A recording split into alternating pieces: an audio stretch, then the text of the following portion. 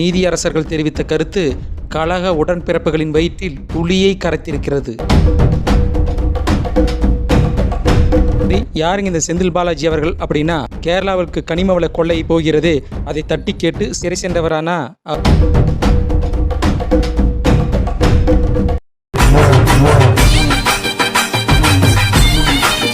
சவுக்கு சங்கர் கைது செய்யப்படுகிறார். அவர் ஏற்றிச் சென்ற வாகனம் விபத்துக்குள்ளாகிறது. பிறகு அவரது வண்டியிலே கஞ்சா வைத்ததாக ஒரு வழக்கு போடப்படுகிறது. அவருக்கு இடது கையிலே அடிபட்டிருக்கிறது என்கிறார்கள். சிறையில் அவர் தாக்கப்பட்டதாக அவரது வழக்கறிஞர் ஒரு குற்றச்சாட்டை முன்வைக்கிறார். பின்பு அவருக்கு மருத்துவமனையில் எலும்பு முறிவு சிகிச்சை நடைபெறுகிறது. அதுவும் வலது கையில் இருக்கிறது என்கிறார்கள். பிறகு மேலும் 2 வழக்குகள் போடப்படுகிறது. அதற்காக சென்னை அழைத்துச் செல்கிறார்கள். இதையெல்லாம் பார்க்கும்போது ஏதோ ஒரு கிரைம் திரைப்படத்தை விறுவிறுப்பாக பார்க்கிற உணர்வு தான் ஏற்படுகிறது. சவுக்கு சங்கரோட கைதை இன்னைக்கு வெகுவாக கொண்டாடுறது யாருன்னா நம்ம கழக உடன்பிறப்புகள் தான். சரி, திமுக மற்றும் முதல்வர் குடும்பத்தை தொடர்ச்சியாக கடுமையாக விமர்சனம் செய்து கொண்டு வந்தாரே, அதுதான் காரணமானா? அது மட்டும் காரணம் இல்லைங்க. செந்தில் பாலாஜி எப்படியெல்லாம் விமர்சித்தார், அதுவும் அங்கே சென்று செல்ஃபியெல்லாம் எடுத்துட்டாரே பார்த்தீங்களா? அந்த செல்ஃபி எடுத்த கையே எப்படி உடைச்சாங்க, மாவுக்கட்டு போட வச்சாங்கன்னு கேலியும் கிண்டலுமாக சமூக ஊடகங்களில் குதூகலித்து கொண்டிருக்கிறார்கள். சரி, யாருங்க இந்த செந்தில் பாலாஜி அவர்கள் அப்படின்னா, மேற்கு தொடர்ச்சி மலையிலே கேரளாவிற்கு கனிமவள கொள்ளை போகிறது, அதை தட்டி கேட்டு சிறை சென்றவரானா? அவர் இல்லைங்க.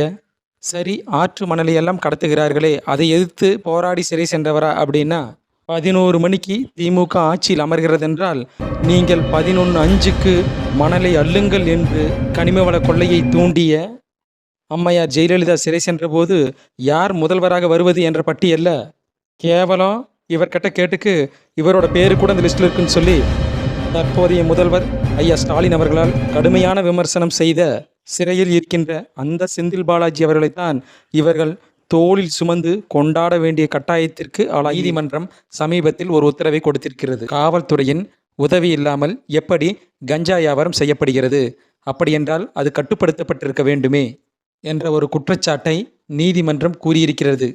காவல்துறை யார் கட்டுப்பாட்டிலே இருக்கிறது? முதல்வரின் கட்டுப்பாட்டிலே இருக்கிறது. திமுகவினுடைய ஆட்சியின் கட்டுப்பாட்டிலே இருக்கிறது. திமுக ஆட்சியை எதிர்ப்பவர்கள் யார்? இனி அவதூறு பேசுபவர்கள் மட்டுமல்ல, அவதூறு பேச தூண்டுபவர்கள் மீதும் கடுமையான நடவடிக்கை தேவை என நீதிமன்ற நீதியரசர்கள் தெரிவித்த கருத்து இன்று கழக உடன்பிறப்புகளின் வயிற்றில் புலியை கரைத்திருக்கிறது.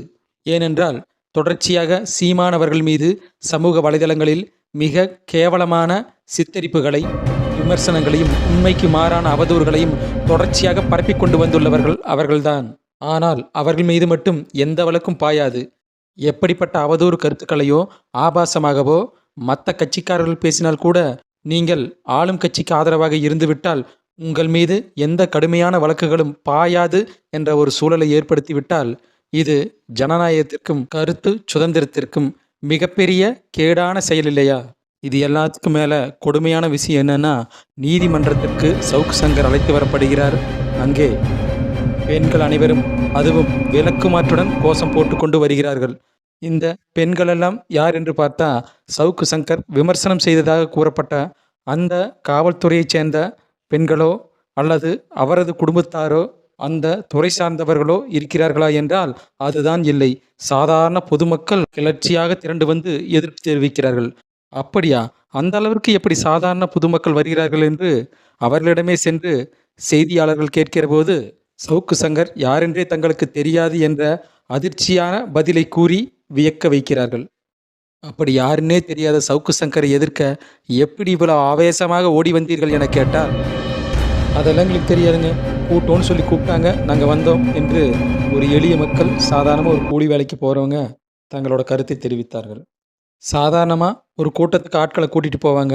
எதற்காக இப்படி ஆட்களை திரட்டி செய்ய வேண்டிய தேவை ஏன் ஏற்படுகிறதுன்னு ஒரு குற்றச்சாட்டை அனைவரும் சர்ச்சைக்குரிய பேட்டியை எடுத்த பெலிக்ஸ் ஜெரால்ட் அவர்கள் உயர்நீதிமன்றத்திலே மனு தாக்கல் செய்த போது ஒரு உத்தரவை பிறப்பித்துள்ளது.